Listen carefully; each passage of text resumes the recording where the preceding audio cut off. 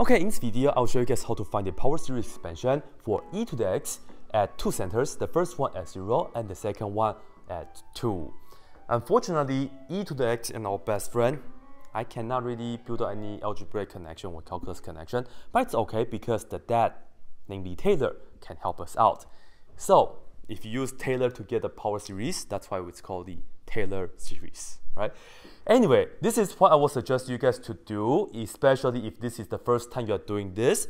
Draw a table and put down some n values, and then right here in the middle, you are going to put down the formula for the nth derivative, and then you are going to put down the Taylor formula here, which is the nth derivative, and you have to put in the a value into the x, so you will have 0 in our case here, and you also have to divide it by n factorial. This is the Taylor formula.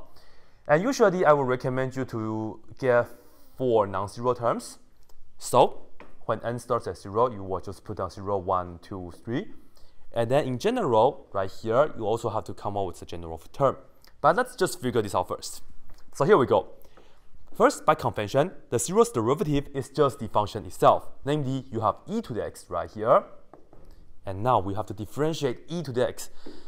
Oh my god, that's so hard. I think the answer is still e to the x. Oh my god, to do it again. I think the answer is e to the x. E to the x. Yes, so it's just like this. Woohoo. Okay, now for this right here, plug in the a value into this right here, into the x, and then work that out, and then divide it by n factorial. For the first one, when you put 0 in here, e to the 0 is just 1. So you have 1 on the top over, well, you have 0 in here, so you technically have 0 factorial. And in fact, I have a video on why 0 factorial should be 1. I gave 4 reasons on that. So this right here is actually just 1, but let's leave it right here. And you guys can watch that video for 0 factorial, why is that equal to 1.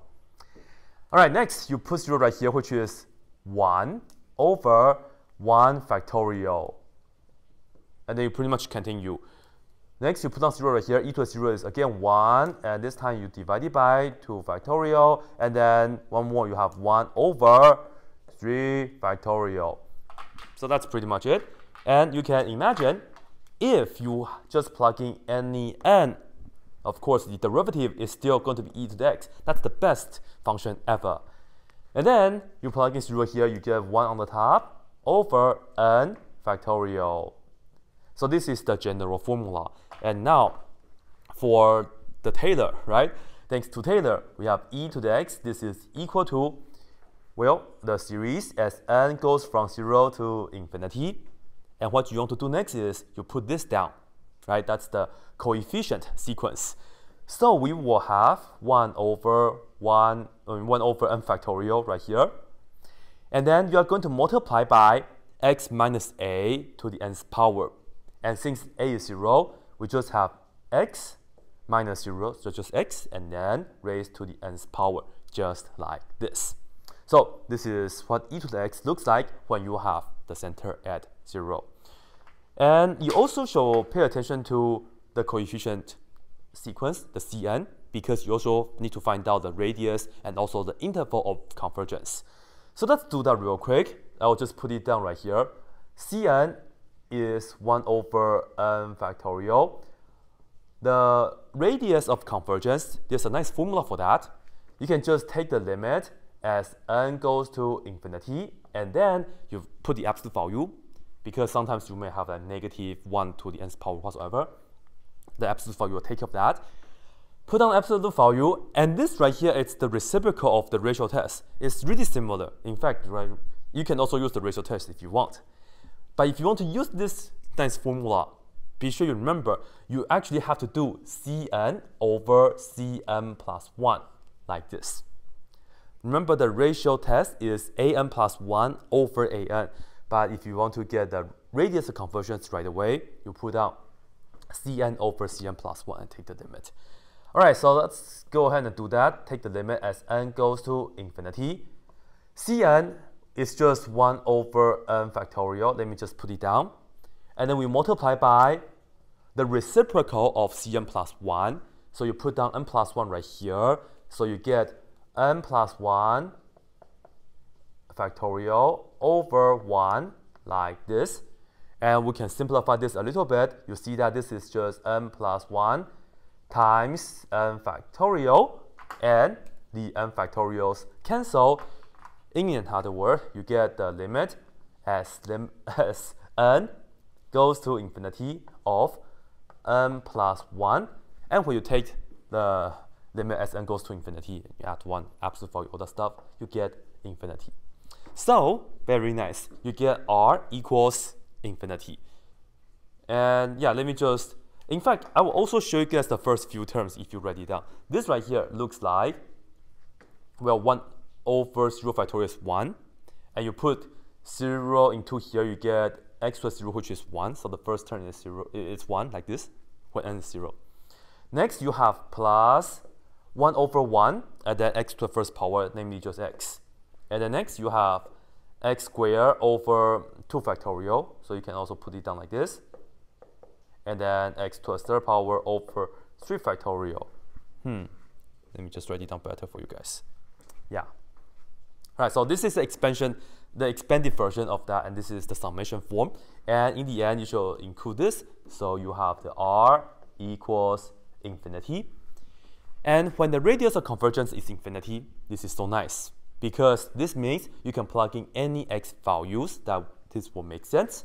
So that means the interval of convergence is just negative infinity to positive infinity, like this. Of course, this cannot be bigger than that, so it should be like this, much better. So this right here is pretty much all you have to know right here. All right, cool. Now, let's see. With that being done, this right here is just like a little extension. Because if you have a different center, it's just slightly different. Sometimes it will be horribly different, but this case is not. Still, let's put down some n values, and let's also put down the nth derivative. And then right here, we will have the nth derivative. But this time, center is 2, so put down 2 right here, and then divided by n factorial. And then 1, 2, 3, 4, 0, 1, 2, 3, and then in the end here we'll put on n, but later.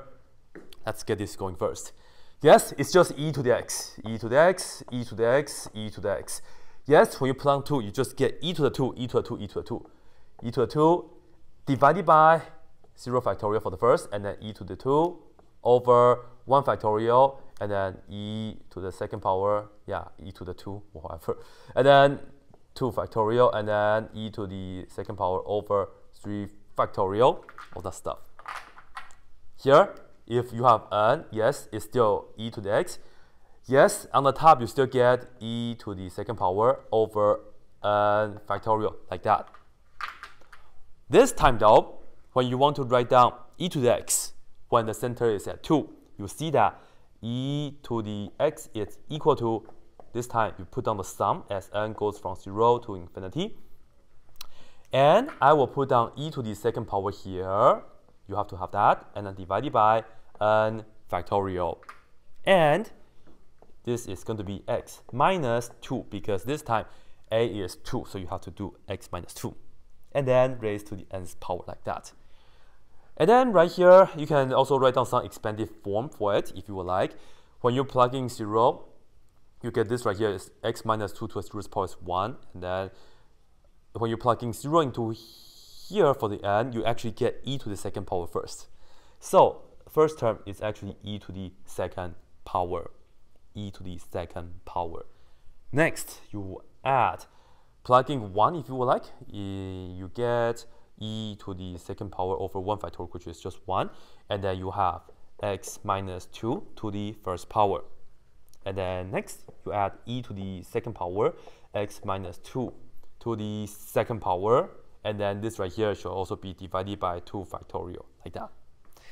Next one is still e to the second power, divided by 3 factorial. And then you still multiply by x minus 2 to the third power down. Right? So that's pretty much it. Yeah.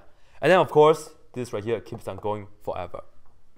And I'm going to leave this to you because it's actually really similar. Let's find out the radius of convergence.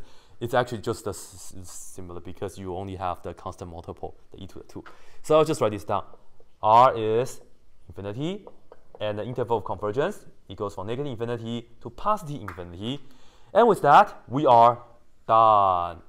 And this right here is pretty much it. Hopefully you guys already this video, and you guys should watch my other videos because I'll show you guys how to find the power series for sin x and also cosine x. That's coming up next. And if you would like to purchase this shirt, you guys can also find the link in the description. So thank you guys for watching, and thank you guys for supporting, and as always, you know it.